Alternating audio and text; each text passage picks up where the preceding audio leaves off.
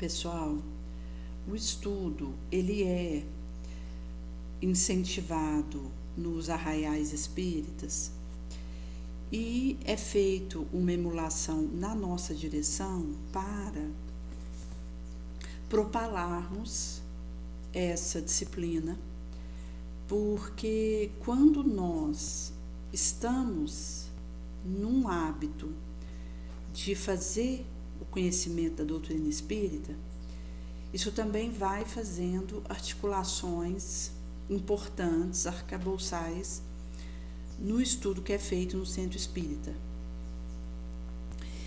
Porque, como isso não vai ser trago pela Reformador desse mês, a questão das atividades de estudo que acontecem em centros espíritas, isso, per si, está associado às necessidades que se apresentam ali naquele meio, mas existe uma diretriz que é do movimento espírita, que vai estar garantindo aí essa sustentabilidade nesses grupos de estudo que são realizados, até considerando que o grupo de estudo ele está constantemente recebendo novos elementos. E quando existe aí essa proposta de aprender, realmente o conhecimento derramado na nossa direção pelos benfeitores é ciclópico, enciclopédico. Como no grupo de estudo que nós temos no Centro Espírita, ali da Casa do Caminho, onde nós estudamos ali algumas obras. Nós já fizemos o estudo do Evangelho segundo o Espiritismo. Depois nós entramos ali o estudo do Livro dos Espíritos, que é o qual nós estamos atualmente, mas também estamos fazendo o andamento pela coleção A Vida do Mundo Espiritual. Nós já estamos em Missionários da Luz. A última reunião que nós houvéramos feito foi do capítulo Obsessão, onde nós lemos uma parte dele.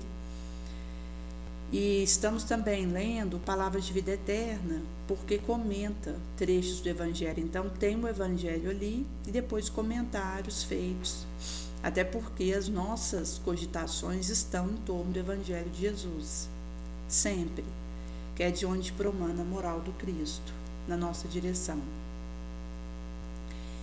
E nesse sentido que, no estudo que nós estamos realizando lá, acaba que existem também alguns reflexionais que são feitos no fim ali do estudo, onde nós temos algumas mensagens numa caixeta de papelão e nós tiramos ali, de forma que orientações também acontecem na nossa direção a partir desse areal, e o aprendizado que existe, enquanto aí uma oportunidade bendita de nos instruirmos e que vai trazer a urgência de tornarmos isso uma prática.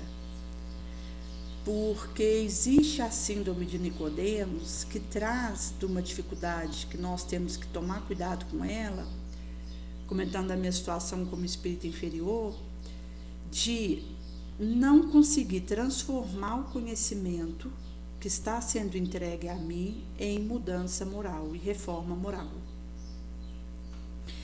Que acaba, gente, que é um risco que existe, porque nós temos aí experiências de muitas reencarnações desenvolvendo a nossa inteligência e adquirindo conhecimento, mesmo que há revelia de um acompanhamento da moralidade. E é curioso, porque quando a gente fala essa questão do desenvolvimento da nossa moral, isso tem a ver com mudanças de percepções que a gente vai tendo. Então, tem coisas que eu fazia quando eu entrei em contato com a doutrina espírita que hoje eu não faria. e que diz de equívocos que eu trazia que foram sendo dirimidos. Nesse sentido, que pode ter algo hoje que eu faça, que quando eu caminhar mais um pouco, eu vou olhar para trás e achar absurdo, e não fazer mais aquilo. Porque o aprendizado, ele é constante, ele é sem solução de continuidade. E ele estará a pedir de nós, a nos requerer, uma abertura e uma fidelidade à mudança do nosso coração para melhor, porque senão o aprendizado que eu estou tendo, até porque quando a gente fala, por exemplo, na questão do estudo do espiritismo, isso não tem um fim.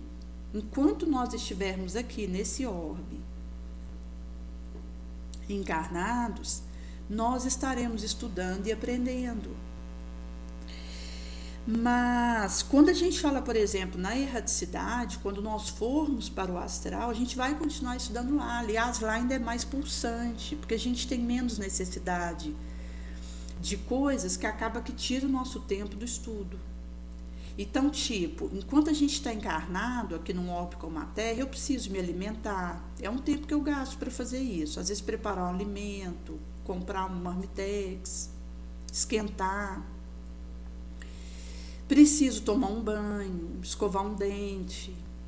Preciso deitar e dormir tantas horas para garantir minimamente o funcionamento dos meus neurônios. Mas quando a gente estiver na erraticidade, ali trabalhando na colônia espiritual, consoante o grau evolutivo que a gente vai alçando, o indivíduo ele tem alimentações em que o organismo assimila exatamente o que necessita, então não forma nem fezes nem urina, porque a alimentação ela já é adequada para o organismo assimilar aquilo que ele usa para as suas atividades.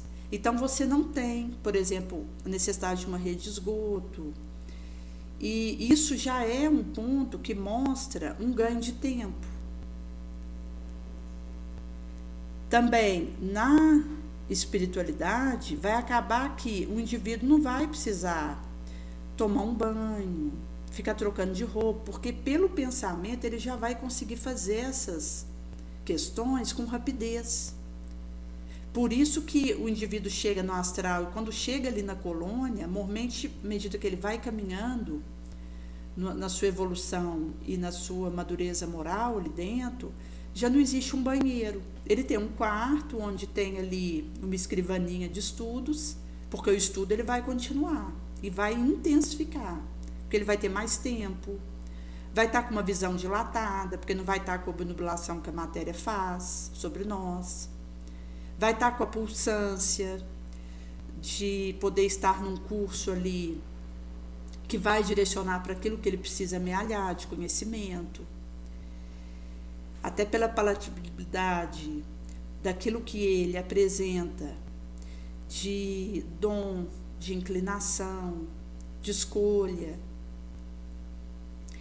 E nesse sentido, quando ele estiver lá, vai acontecer que, pelo pensamento mesmo, ele já traz ali algo simples, básico, arruma um cabelo, quando isso se faça necessário. E nesse sentido que o indivíduo, ele tem ali aquele quarto focado para o estudo e o aprendizado, não tem mais necessidade de um banheiro, de um guarda-roupa, especificamente falando. E ele, à medida que vai evoluindo lá no astral, vai chegando a um ponto que a própria questão da alimentação se torna de maneiras mais etéreas, quintessenciadas, considerando a assimilação que a gente vai podendo fazer do próprio, diretamente, dos fluidos cósmicos que estão em torno de nós, nos quais estamos imersos.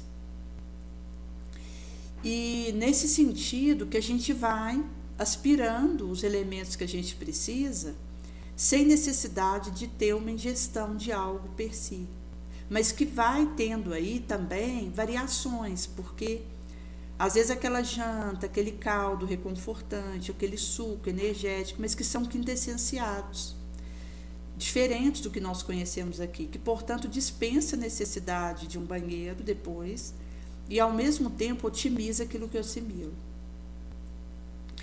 Por isso que vão haver variações, inclusive de acordo com a colônia que o indivíduo tiver.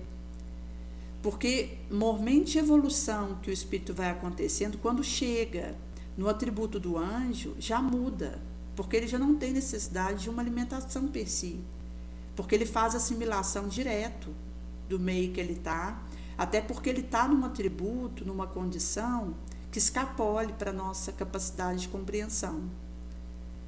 Mas, nesse sentido, mesmo com as gradações que existem, com as variações, porque cada caso vai ser caso, e tem a ver com a evolução e o desempenho moral que o indivíduo apresenta, no astral nós vamos ter muito mais tempo para estudar e aprofundar os conteúdos que nós precisamos. Inclusive, gente, porque aqui na Terra, até mesmo a necessidade de pão material nos absorve um tempo importante. Como o Jorge comentava, que às vezes ele, para ir para o trabalho, ele entra num ônibus e fica ali 1 hora no ônibus, às vezes 2 horas considerando ida e volta. Ele aproveita para ler um livro espírita ali pelo Kindle.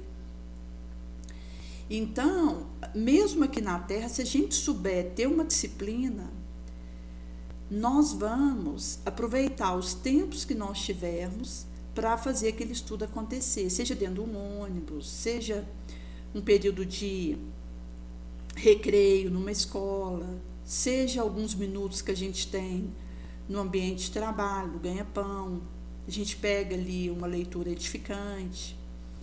Mas quando a gente fala do astral, isso descerra um novo perspectiva pelo tempo maior que nós teremos e até mesmo pelas fermentações que isso vai propiciando, porque a gente vai conseguindo aprender mais em menos tempo.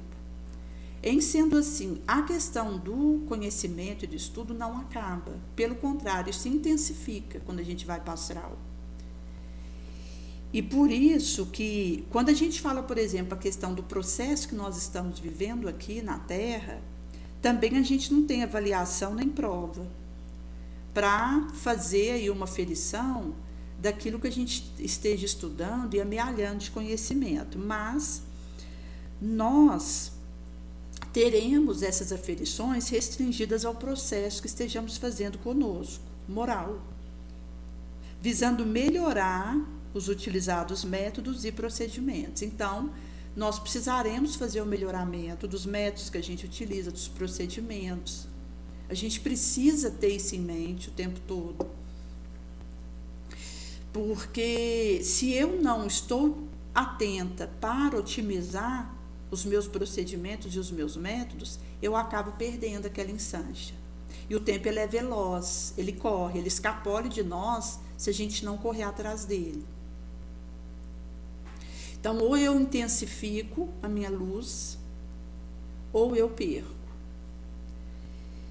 E nesse sentido que, quando nós temos essa perseverança, essa continuidade e esse desejo, nós poderemos fazer essa amealhação importante de novos areais de raciocínio, inteligência, mas que sempre seremos rondados pelo risco da síndrome de Nicodemos, que é quando eu conheço, mas faço outra coisa.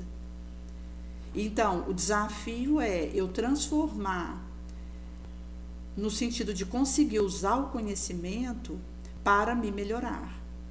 Colocar o que eu sei a serviço do meu burilamento íntimo. Por isso que nós estamos estudando para o aprendizado e estamos aprendendo para elaborar. E quando a gente trabalha, é com o objetivo de sempre mais servir. Então, é um ciclo de um feedback retroalimentativo sem solução de continuidade, porque a gente vive isso aqui e no astral nós continuaremos chamados a esse estado de coisa, porque o conhecimento ele é de uma vastidão que nos escapola, considerando, gente, que existem universos sem fim e que em cada orbe que esteja pelo conjunto aí dos planetas que estão em cada universo, considerando aí sistemas de estrelas como o sistema solar, o sistema de Sirius, de Capela, que você tem aquela estrela em que planetas orbitam ali com essa estrela, em torno dela, de lado, ou seja, que acontece uma orbitação desses planetas em relação a essa estrela. Então a gente tem a união de sistemas de diferentes estrelas formando as galáxias, como a Via Láctea, que é a nossa, que a gente tem aí vários sistemas estelares com seus respectivos planetas, e nós temos várias galáxias que vai formar aí um universo, mas a gente tem vários universos. Então é uma condição sem fim. E cada um desses planetas tem as suas espécies de vida, tem os seus graus evolutivos, porque os planetas eles têm cada um degrau na escada de evolução dos mundos. E nesse sentido, que o conhecimento ele é algo que quanto mais a gente aprende, mais a gente percebe a necessidade de aprender. Quanto mais a gente estuda, mais a gente vê que tem que estudar mais. Por isso que, quando vai ser perguntado no Livro dos Espíritos, no tópico 146, a alma tem uma determinada sede circunscrito no corpo, algum local que a alma fica ali, circunscrito no nosso físico, e vai ser dito que vai estar mais particularmente na região da cabeça entre os gênios grandes, que muito pensam, e mais circunscrito na região do coração, nos que têm elevados sentimentos, e cujas ações beneficiam toda uma coletividade. Então, na verdade, a nossa alma, ela está aí no circunscrimento de acordo com a elevação que ela apresenta com a moral que ela houvera talhado porta dentro da alma. Por isso que, como isso não vai ser dito no Evangelho segundo o Espiritismo, no capítulo Bem-aventurados aqueles que são misericordiosos, que nós não podemos esquecer, seja por ação, por palavra, que não pode ser uma palavra vã, o perdão das injúrias. Porque a gente, quando nos dizemos espíritas que essa questão de fugir da síndrome de Nicodemos, não deixar isso acontecer, que é quando eu tenho uma ação oposta àquilo que eu falo, àquilo que eu conheço.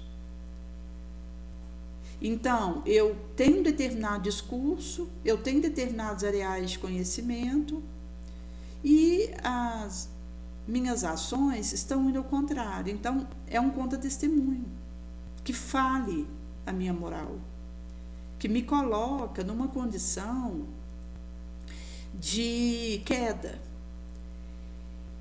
E nesse sentido que, quando eu me digo espírita, eu preciso honrar essa condição, até porque se eu venho a falhar, o espiritismo não é manchado por isso. Eu sou prejudicada, porque diz de uma incapacidade que eu tive de sustentar a minha elevação. Nesse sentido que, mesmo se a gente considerar que uma pessoa que leva a doutrina espírita, ela precisará primeiramente dar o seu testemunho. Se eu causo uma má impressão, escandalizo e dou um contra-testemunho, eu vou prejudicar a fé de muitos. Isso são responsabilidades sendo duplicadas sobre mim, de acordo com tantos quantos eu desvio da senda do bem. Mas se a gente considerar per si, se eu venho a falhar, o espiritismo em si, ele continua puro. mas eu serei responsabilizada por tantos quantos desviarem do bom caminho devido ao meu contra-testemunho. Nesse sentido que nós somos chamados a esquecer todo o mal que pode ser feito na nossa direção e a pensarmos apenas no bem que poderemos realizar. Então, a gente, ao entrar nesse caminho, não podemos nos afastar dele, nem mesmo em pensamento, porque Deus conhece os nossos pensamentos, dos quais nós somos responsáveis. Então, o meu pensamento, se eu deixo ele ioiosar com o vento, ele fica devaneio, e eu vou ser responsabilizada por esse estado de coisa. A partir do momento que eu entro nesse caminho do bem, eu preciso entrar isso com todo o meu pensamento e não afastar dessa perspectiva do consolo que eu posso levar, nem mesmo pensamento, para que eu fique orbitando em torno dessa proposta e elevando a partir disso. Por isso que nós precisamos nos despojar de qualquer sentimento de vingança, ressentimento, porque Deus, ele sabe aquilo que permanece no fundo do nosso coração e no móvel das nossas ações. Por isso que a gente tem que pesar cada uma das ações que nós temos, pesando mesmo, fazendo uma sopesação das consequências mínimas daquilo que estamos levando, porque isso impactará negativamente ou positivamente. E aí, quando eu faço esse filtro, em que eu aperto ele, eu vou conseguindo deixar mais coisas boas por onde passo. Por isso que feliz aquele que pode adormecer, dizendo de si para consigo, não tenha nada contra quem quer que seja, porque ele está pacificado. Nesse sentido, que a proposta a nós feita pelo Mestre vai trazer aí, primeiro, que as diretrizes propostas para nós para um estudo, ela também diz de metodologia, de ajuste de rotina que nós fazemos, porque se eu desejo chegar num determinado local e eu não faço ajuste de rota, eu estou a esmo, perdendo tempo. Então, quando eu desejo chegar naquele alvo, que é aquilo que eu preciso realizar, eu faço todas as adaptações e os ajustes para que aquilo seja feito concretização. Então, a gente faz arestas, a gente deixa determinados aspectos que seria perda de tempo, a gente acaba colocando elementos que vão facilitar ganhar tempo, e faz também uma enxugação daquilo que é desnecessário e que nos faria aí também perder energia. Então, a questão de focar, gente, diz do quanto eu estou desperta para aquilo que eu preciso realizar, para o meu dever. Quanto isso está internalizado dentro de mim. Porque quanto mais eu internalizo o dever, mais eu faço os ajustes necessários para que seja bem sucedido naquilo. Nesse sentido que quando a gente se humilha perante o Senhor, Ele nos exalta e vai nos ajudar aí, de pouco em pouco, a fazer as realizações aos quais nós estamos sendo convocados para acontecer. E a partir do momento que eu consigo consertar aquilo dentro de mim que esteja em desajuste, em desalinho, por fora tudo estará certo. Porque, de fato, é esse movimento em que vai sendo possível nós movermos os aspectos dentro de nós que precisam de reformulação de rota. Então, quando nós elaboramos e em frente seguimos, a bênção de Deus nos esperará em cada alvorecer.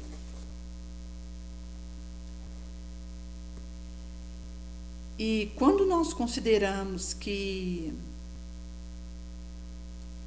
toda forma de lastimação do passado vai ser um desvio de rota, também a questão de ficar censurando quem quer que seja, a gente acaba que para no tempo. Também ficar relembrando lixo mental, enquanto resquícios que a gente se permite acumular de ofensa, de calúnia. Então, isso tudo faz a gente parar, estacionar e perder o tempo que escoa na ampulheta. Quando a gente tem essa percepção de que Deus vigia, a gente segue para diante e não teme.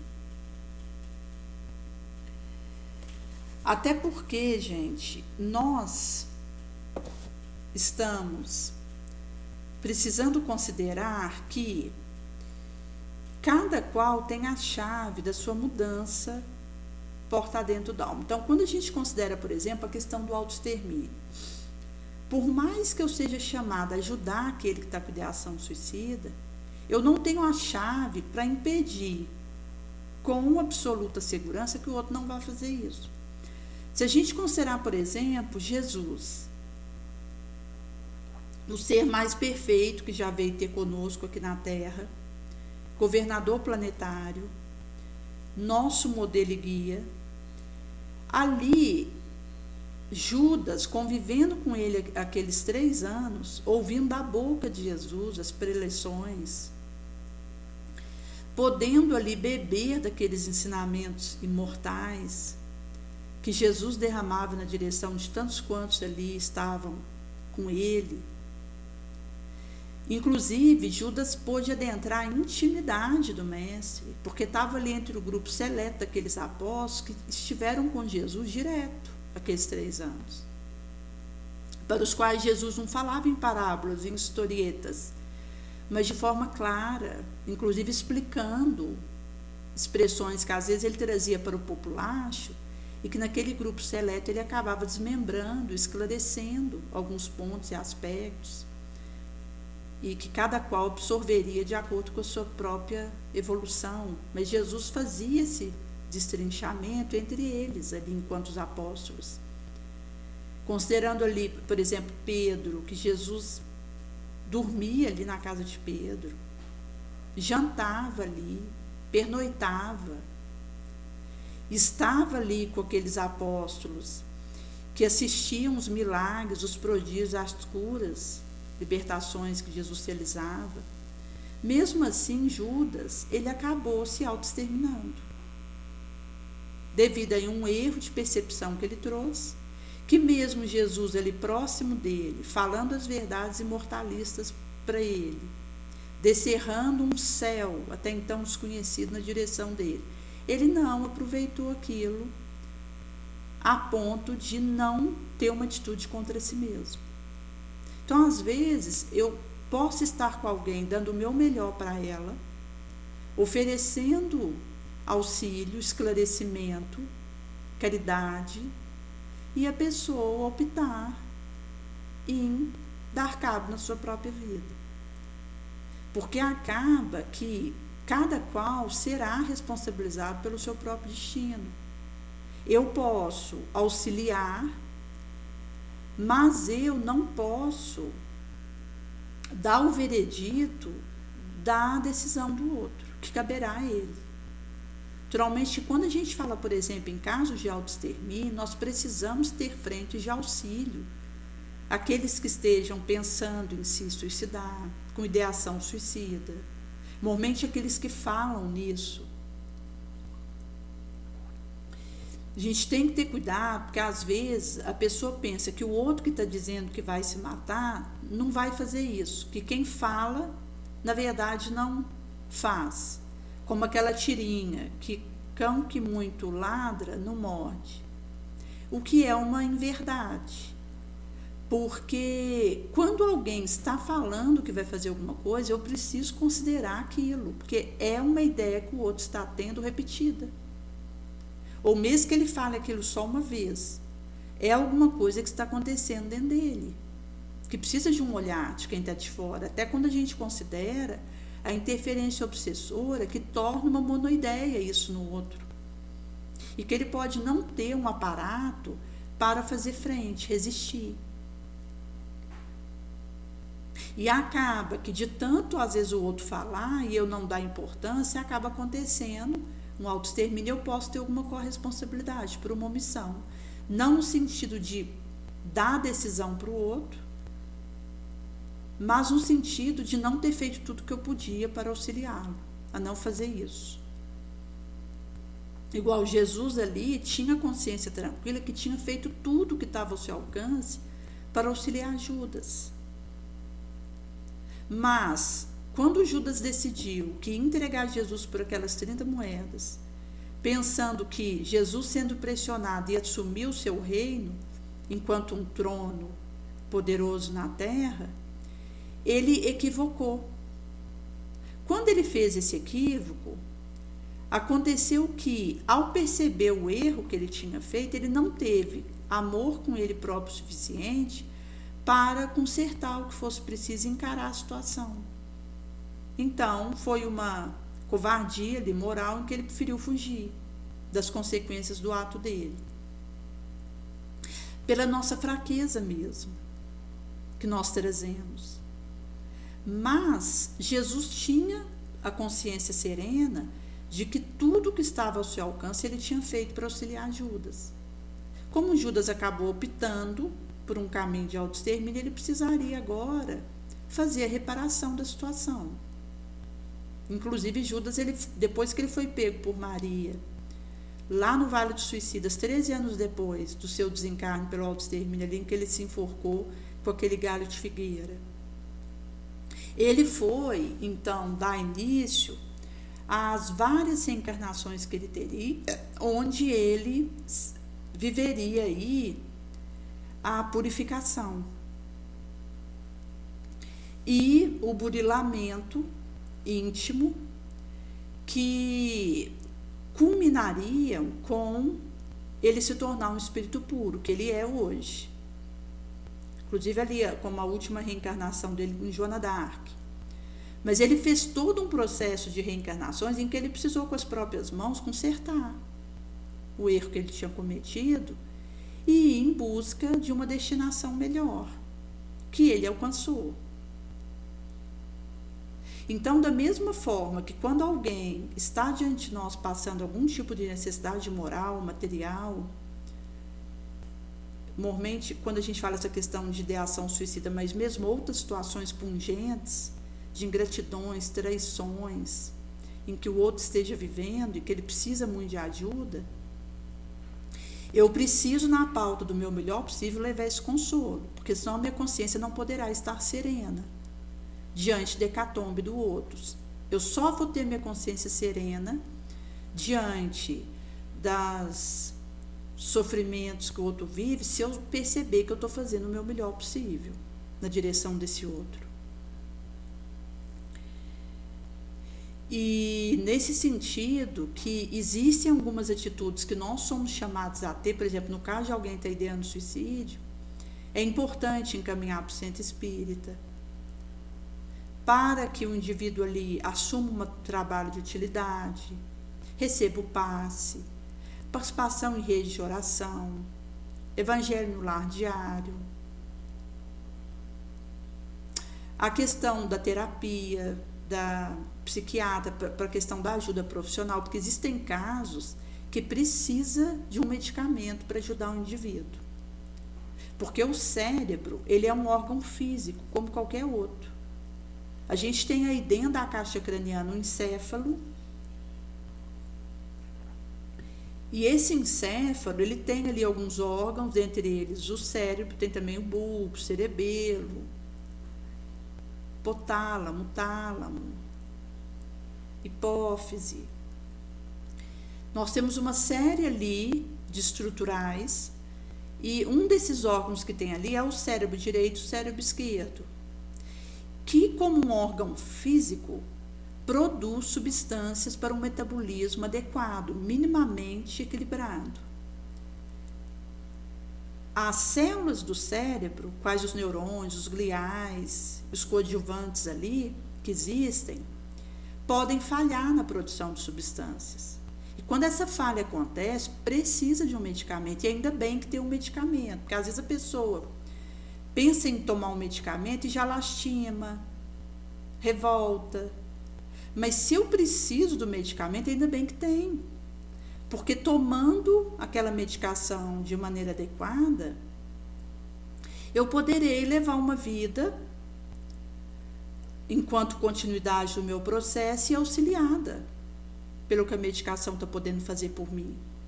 Naturalmente que nós temos essa preocupação de ir desconectando do remédio e fazendo aí todo o areal da nossa espiritualidade funcionar, para que a gente, vencendo o materialismo, a gente vá se fortalecendo moralmente. E aí nós possamos, então, dispensar o concurso desse penso e já não termos necessidade de tomar aquela medicação controlada, mas mesmo a gente fazendo essa reforma moral, se eu continuo precisando daquele remédio, ainda bem que eu tenho essa possibilidade. E inclusive, gente, com os avanços que aconteceram na medicina, na produção de fármacos de todo porte, existem muitas neuroses e psicoses que nós podemos ter uma vida relativamente normal, enquanto o trabalho do ganha-pão, um lazer, uma convivência com a família, mesmo trazendo neuroses e psicoses graças à ação de fármacos, que há anos atrás não era possível. Então, existem comorbidades mentais, enquanto aí de desatrelos do sistema nervoso central e periférico, que anos atrás se incapacitava o indivíduo. Às vezes até com a questão de precisar ir aí para um manicômio, ou ficar em casa sem muita perspectiva de uma vida social adequada. E que acaba que o desenvolvimento da medicina e dos seus respectivos fármacos, de todo porte, veio facilitar e viabilizar uma vida em sociedade do indivíduo, até mesmo ali podendo ganhar o seu pão diário, o suor do seu rosto, tendo essa independência financeira, que é importante, considerando que o indivíduo se sente útil, capaz de auxiliar. E também a própria questão de assumir um trabalho voluntário, que é muito importante para nós, enquanto nos sentirmos úteis, termos aí uma parcela do nosso tempo doando para os outros as nossas possibilidades, em caráter de desinteresse e com o único desejo de auxiliar. Então, o indivíduo, mesmo com alguma psicose, neurose, ele pode assumir um trabalho de utilidade e conseguir levar isso também pela ajuda desses fármacos que nós temos hoje. Mas eu preciso ir em busca da minha melhora interior e também estar atenta àquilo que o outro precisa. Porque quando a gente fala, por exemplo, da ideação suicida, nós, próximos de alguém que esteja com esse tipo de discurso, normalmente se nós moramos com esse indivíduo, a gente tem que esconder faca, tesoura, corda. Porque você deixar isso à disposição de alguém que já fala nesse discurso, seria uma temeridade, um desmazelo. A própria questão de focar na espiritualidade, nas terapias desobsessivas do centro espírita, onde o indivíduo vai receber tratamento, evangelho no lar diário, asseio de oração, um copo de água para frutificar. E a questão de se envolver em utilidades e também buscar ajuda profissional. Mas, gente, cada um vai seguir o caminho que escolher. Então, existem determinadas situações de erros que as pessoas optam viver em que elas podem continuar isso, às vezes por uma existência inteira, porque não desejam mudar. Então, o nosso objetivo, enquanto aí tentando propalar essa doutrina bendita que é o Espiritismo, não é dar lição de moral em quem quer que seja, até porque eu não teria condição nem autoridade para isso. Mas fazermos os despertamentos que nós precisamos para, em reconhecendo os nossos erros, podermos fazer as certificações o quanto antes, porque a primeira a ser beneficiada com isso sou eu. Visto que, quando eu estou em situações ainda que demonstram a minha sombra, a primeira interessada em vencer isso, em superar isso, sou eu mesma. Então, nesse sentido que nós cometemos equívocos o tempo todo. Nós estamos sujeitos a falhas, mesmo a pessoa mais bem intencionada, que está ali engajado no seu dever, com assiduidade, pontualidade, bom senso, desejo de fazer o seu melhor. E mesmo com essas propostas e realmente com a manga arregaçada naquela direção, o indivíduo pode se equivocar, cometer algum deslize, uma falha. Mas, a partir do momento que eu percebo aquela situação, se eu já corro e resolvo, eu ganho tempo.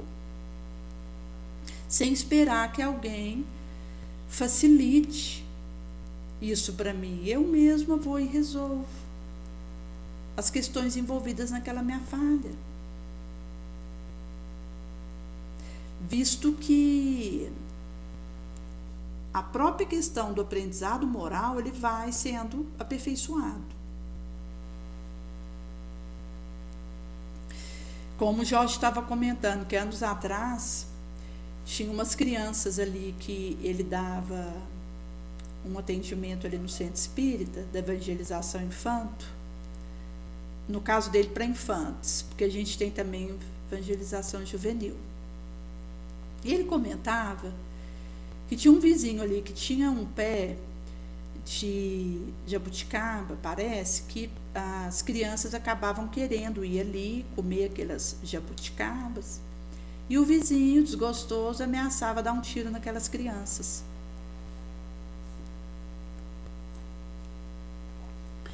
E ele, temeroso de acontecer alguma coisa com as crianças, por causa das atitudes do vizinho, quando essas crianças vinham lá para o salão da hora do almoço, ele mandava colocar a língua para fora, e se a língua tivesse roxa, é porque tinha comido jabuticaba. E aí ele não deixava almoçar. Ele falava, você vai voltar para casa, e quando você vier sem a língua roxa, porque indica que você não pegou jabuticaba, você come. E ele diz que hoje ele fica impressionado com a atitude que ele teve, ele percebe que foi um equívoco. Mas na época foi a forma que ele viu de evitar que acontecesse algo mais gravoso com aquelas crianças. Até porque se acontecesse alguma coisa de fato, de uma criança ser alcançada por algum tipo de agressão vindo de alguém ali que estava, naquele momento, aquelas crianças sob o cuidado dele, ele seria responsabilizado. Então acaba que há momentos da nossa vida que também nós precisamos agir. E nem sempre a gente vai ter a percepção daquilo que nós deveríamos decidir com total assertividade. Então, se a gente ficar esperando todas as confirmações para a gente poder dar o próximo passo, a gente fica parado. Mas se eu estou aberta para distinguir o melhor meio de agir quando posso e devo, e evito me precipitar, se eu percebo que devo, mas não posso, ou que posso, mas não devo, eu vou construindo discernimento, sabedoria, intuição. Até porque os benfeitores, eles vêm ao nosso encontro e vão nos fazendo caminhar e avançar. Eles acabam que nos tomam pela mão E consoante a mediunidade que o indivíduo tem, aquilo que ele esteja engajado, a gente vai sendo capacitado. Porque a obra é deles. Vai ser apesar de nós, porque na verdade vem da espiritualidade maior. O benefício da nossa direção sob a égide de Jesus. Nesse sentido que, quando nós temos essa humildade via alvenaria para colocar tijolo por tijolo, nós poderemos, nesse sentido, ir fazendo essa construção com a perspectiva de sermos previdentes, antes excesso de circunspecção que essa imprevidência, sermos proporcionais, relativos, razoáveis, equânimes, porque são construções do bom senso, da conduta sólida, que também passa por essa confiança em nós mesmos. Um outro exemplo que o Jorge dava é quando ele, às vezes ali, em rede de live, ao vivo, que estava sendo aí entregue para o mundo, né? Porque as redes sociais nos colocam em contato com o mundo. Onde for no mundo, entre em contato com aquilo que a gente posta ali. E ele entrava, às vezes, em discussão com o pastor, com o padre, ali, ao vivo. Coisa que hoje ele diz que não faria. Até porque, quando a gente pensa em contenda, em discussão, isso é perda de tempo. Eu estou perdendo saliva, energia, trabalho. Então, ele fala para nós essa questão de, às vezes, uma atitude que ele tinha antes e que hoje ele não retornaria por aquela via. Mas ele foi tendo despertamento, ele estava fiel ao trabalho que ele tinha se comprometido, porque todo o trabalho que a gente realiza precisa ter base na nossa frequentação e assiduidade no centro espírita. Então, os trabalhos que nós assumimos no centro que nós militamos precisam nos encontrar em assiduidade, pontualidade, engajamento, porque então a espiritualidade maior ela pode fazer acontecer o trabalho que nós somos chamados a realizar, ali e fora dali. Nesse sentido que o indivíduo, ao se comprometer ali naquele centro, ou mesmo na religião que for, onde o indivíduo se sente bem, e ele milita naquelas ações com as quais ele se compromete, é que permite realmente esse ponto de apoio, de lucidez.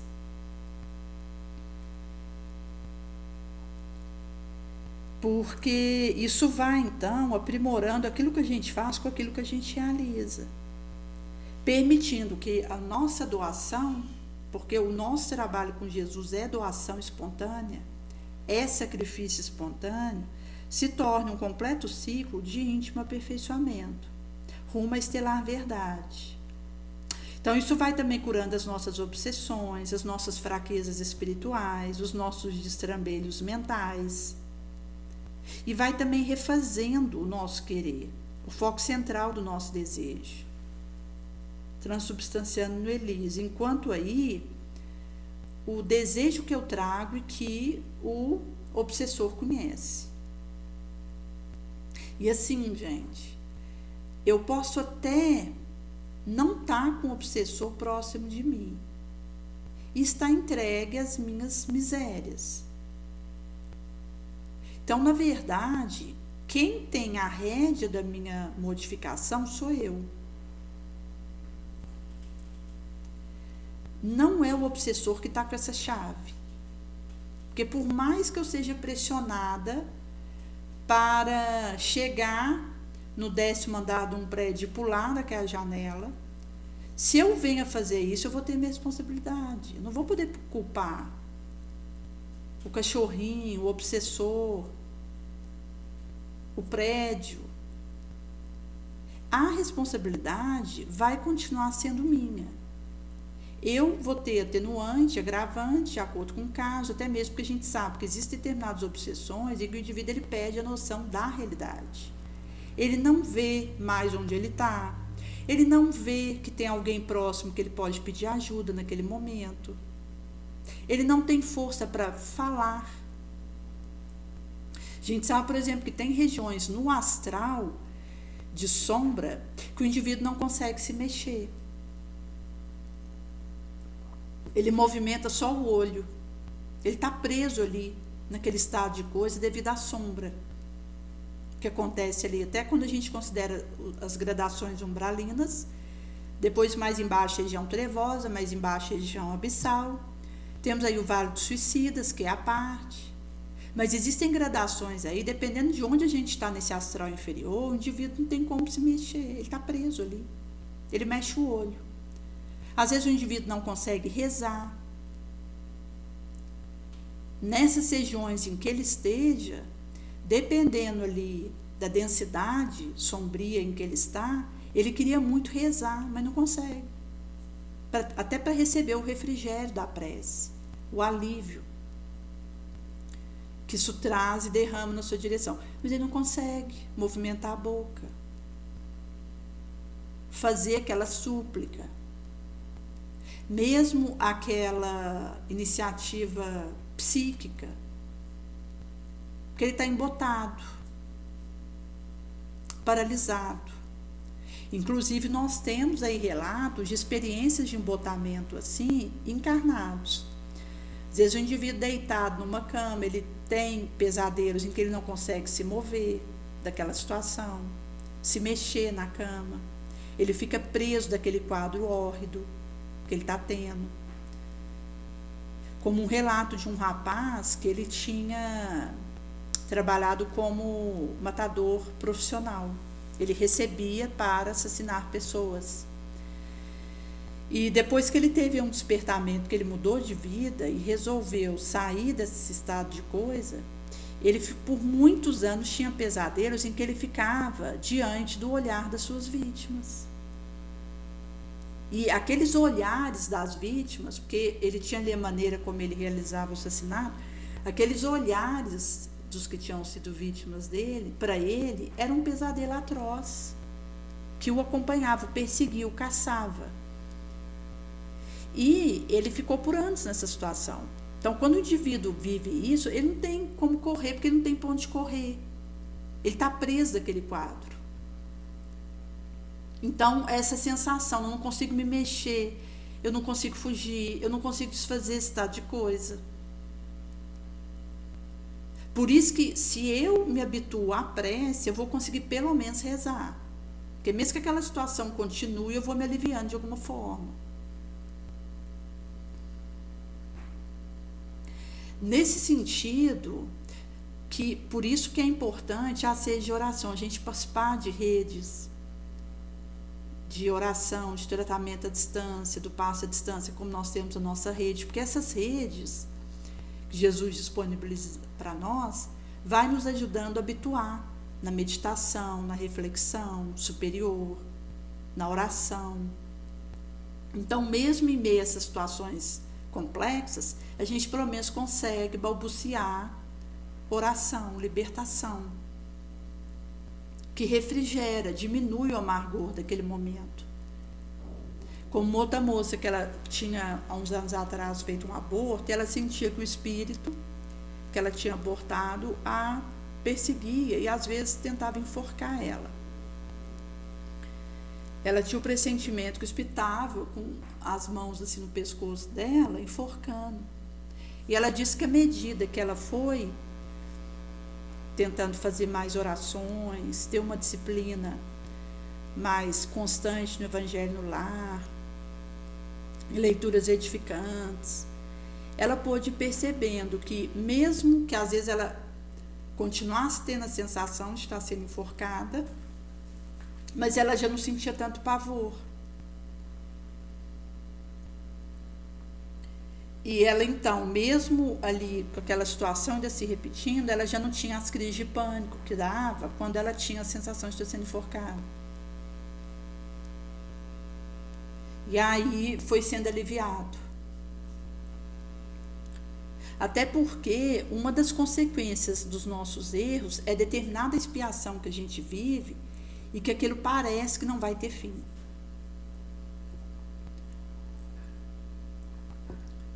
Naturalmente que se eu consigo fazer diferente e resolver e reparar aquilo vai desfazendo. Mas enquanto você está no meio das consequências dos seus erros, geralmente você está vivendo vibrações sombrias, nocivas, que parece que vai ser para sempre.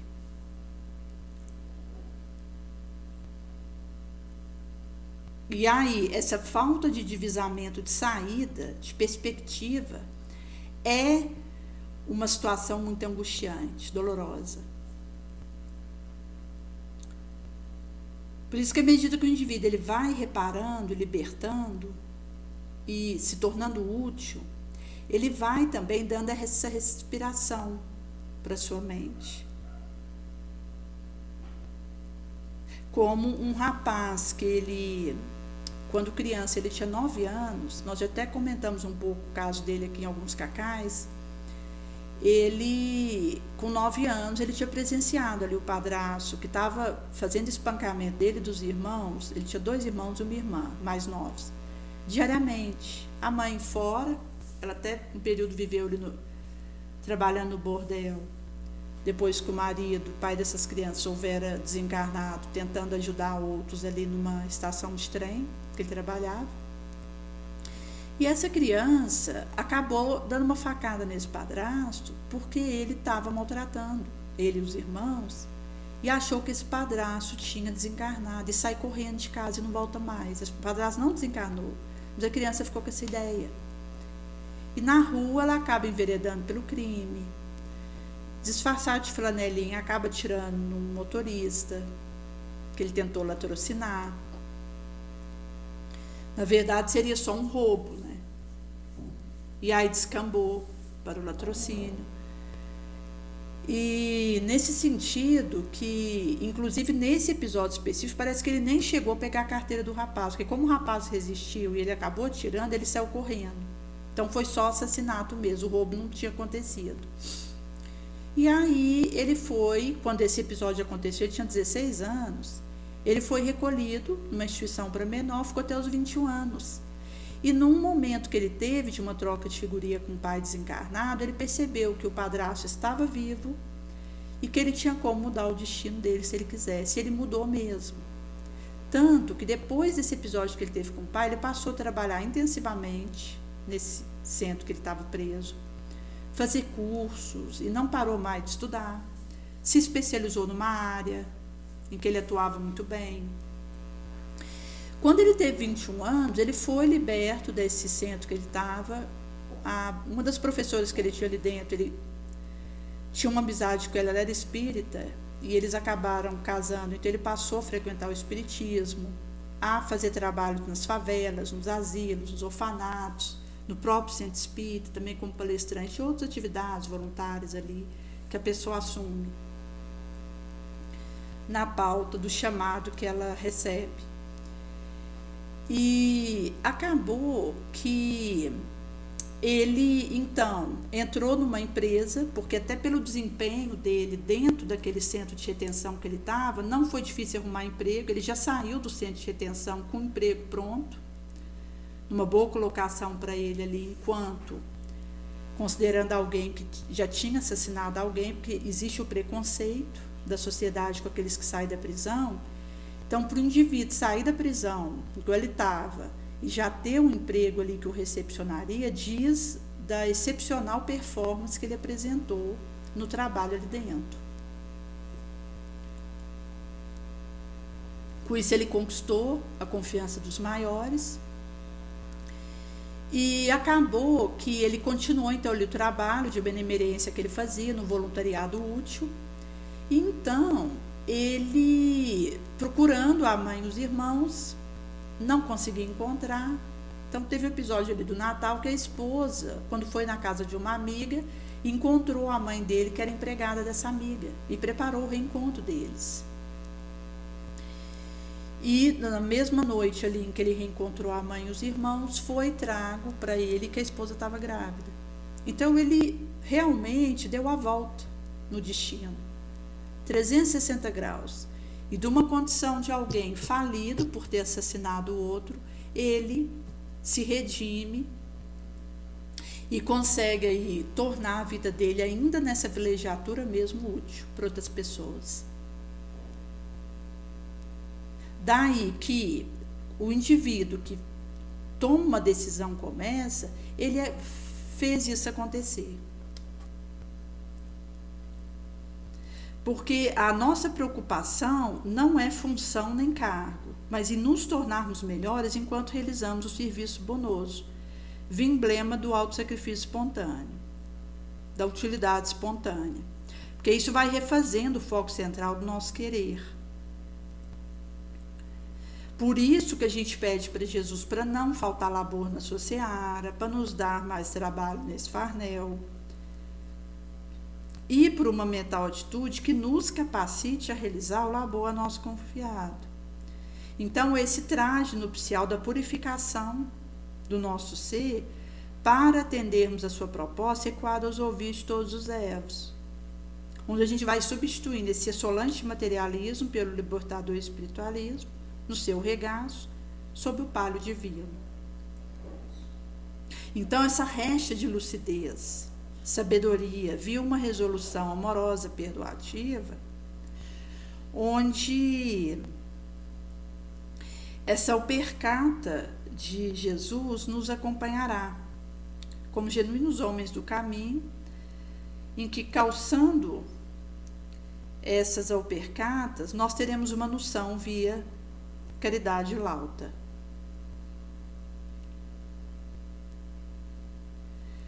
Por isso que o convite que é feito para nós para essa disciplina também vai nos permitindo todas as ramificações que isso nos trará. Porque a cada um segundo suas obras. E nós não iludimos o destino.